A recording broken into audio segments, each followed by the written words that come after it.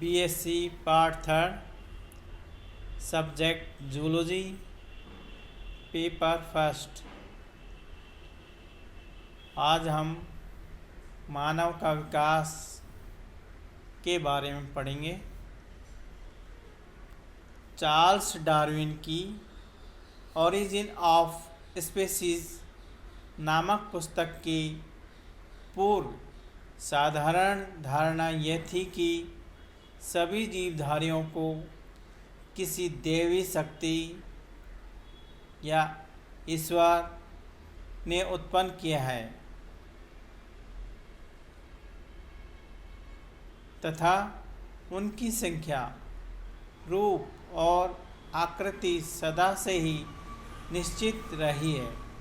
परंतु उक्त पुस्तक के प्रकाशन, जो कि सन 1859 में प्रकाशित हुई थी, के पश्चात विकासवाद ने इस धारणा का स्थान ग्रहण कर लिया और फिर अन्य जंतुओं की भांति मनुष्य के लिए भी यह प्रश्न साधारणतया पूछा जाने लगा कि उसका विकास कब और किस जंतु अथवा जंतु समूह से हुआ है। इस प्रश्न का उत्तर भी डार्विन ने अपनी दूसरी पुस्तक डिसेंट ऑफ मैन, जो कि सन 1871 में प्रकाशित हुई थी, द्वारा देने की चेष्टा करते हुए बताया कि केवल वानर, विशेषकर मानवाकार ही मनुष्य के पूर्वजों के समीप आ सकते हैं। दुर्भाग्यवश धार्मिक प्रवृत्तियों वाले लोगों ने डार्विन के उक्त कथन का त्रुटिपूर्ण अर्थ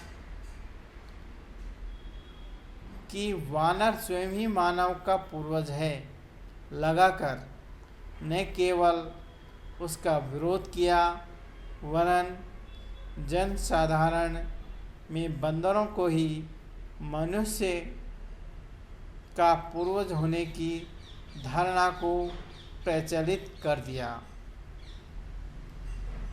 जो आज भी अपना स्थान बनाए हुए हैं।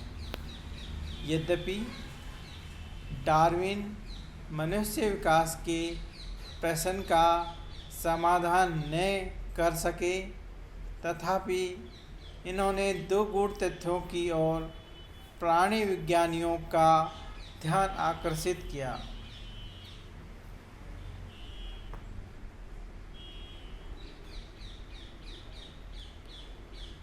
कपि और मानव एक दूसरे के पूर्वज हैं।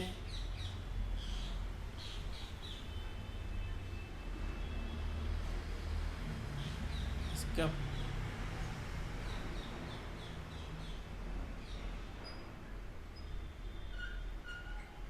पहला कथन है, मानवाकार कपि ही मनुष्य के पूर्वजों के संबंधी हो सकते हैं। और दूसरा, मानवाकार कपियों तथा मनुष्य के विकास के बीच में एक बड़ी खाई है, जिसे लुप्त जीवाश्मों या फॉसिल्स की खोज करके ही कम किया जा सकता है। ये दो गूढ़ तथ्य थे जिनकी ओर डार्विन ने ध्यान आकर्षित किया। यह प्रशंसनीय है कि डार्विन के समय में मनुष्य के समान एक भी जीवाश्म उपलब्ध न होते हुए भी उसने भूगर्भ में छिपे ऐसे अवशेषों की उपस्थिति की भविष्यवाणी की जो सत्य सिद्ध हुई। अभी तक की खोज के अनुसार होमो सेपियंस का उद्भव 2 लाख साल पहले पूर्वी अफ्रीका का माना जाता रहा है, लेकिन नई खोज के मुताबिक मुताबिक 3 लाख साल पहले ही होमो सेपियंस के उत्तर अफ्रीका में विकास के सबूत मौजूद हैं।